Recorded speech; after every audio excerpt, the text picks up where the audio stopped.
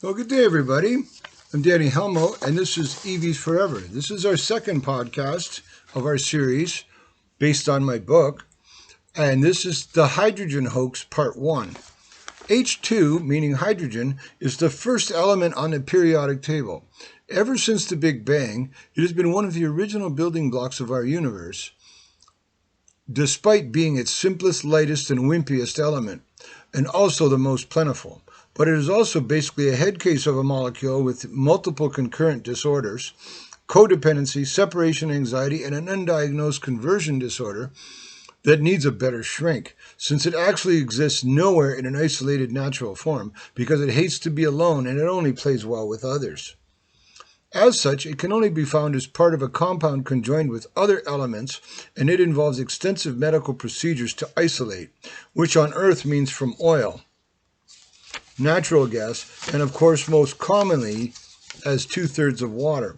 The reason for its spinelessness is that it has only one proton, one electron, and no neutron.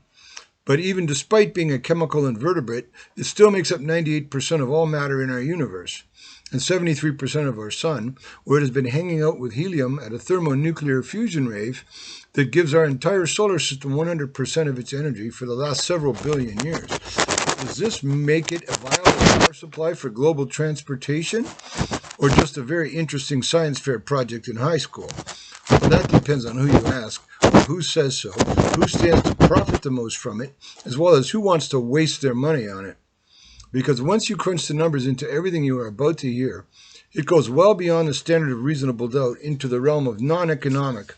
So as a witness for the prosecution, I will present 1, the untenable business model, 2, the overcomplexity at both ends, the ridiculous carbon footprint, and 4, the source of who is pushing it. And the following arguments that blend all 4 of those together as we toss the hydrogen salad into the mixing bowl of reality. As the Hindenburg disaster in 1937 so graphically depicted, hydrogen as a gas is extremely dangerous and basically as relevant as Donald Trump, except that hydrogen is about to lose this election too. Because in fuel cell electric vehicles, it is used allegedly safely in liquid form at temps as low as negative 200 degrees Celsius in specialized and very heavy tanks at a pressure of 10,000 psi.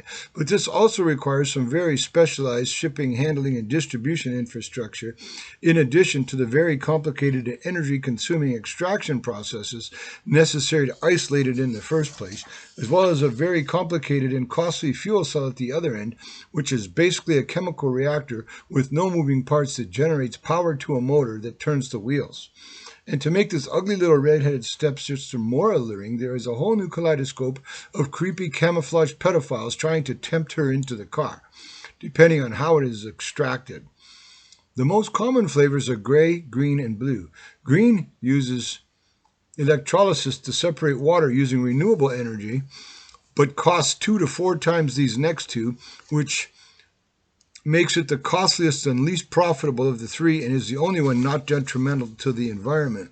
A Trumper's conundrum, if they ever knew what that meant, but those red hats won't follow any of this anyway. Too many multisyllabic words. They still think you can rake a forest floor to stop global warming and that their stable genius won the last election. Stupid bastard. Gray comes from molecular transformation, which requires a series of chemical reactions to produce the final product. It involves reforming natural gas from the oil fields to create high-temperature water vapor in order to purify and separate the hydrogen and carbon from within the natural gas. And this is the most common method of all of those used today. Red, most profitable. So big oil likes it the best, but it is also the dirtiest and therefore the stupidest. Funny how all the popular science fiction magazines never seem to mention that. Or why the price for every different flavor is always the same as the most expensive one, no matter what the production costs reflect. That's why 95% of all automotive hydrogen comes from fossil fuels, but those same magazines also conveniently omitted that. Instead, they focus on impressing the purple-haired, nose-ringed high school kids skipping class and burning blunts down at the 7-Eleven by leaving puddles in the parking lot and telling them that this is their future. And then we have blue hydrogen via gasification, which is the third hydrogen Reich. In combination with water vapor and pure oxygen, a reactor burns a coal biomass at a very high temperature in a gas chamber, which generates both dihydrogen and carbon monoxide, and of course the latter of which gets emitted directly into our atmospheres and is the deadliest, killing every living being in its path. Let's call this one Auschwitz hydrogen and build one right next door. This message has been brought to you by the author of my book, The Ninja Mutant History of Electric Vehicles. And all content is based on subject matter found within it.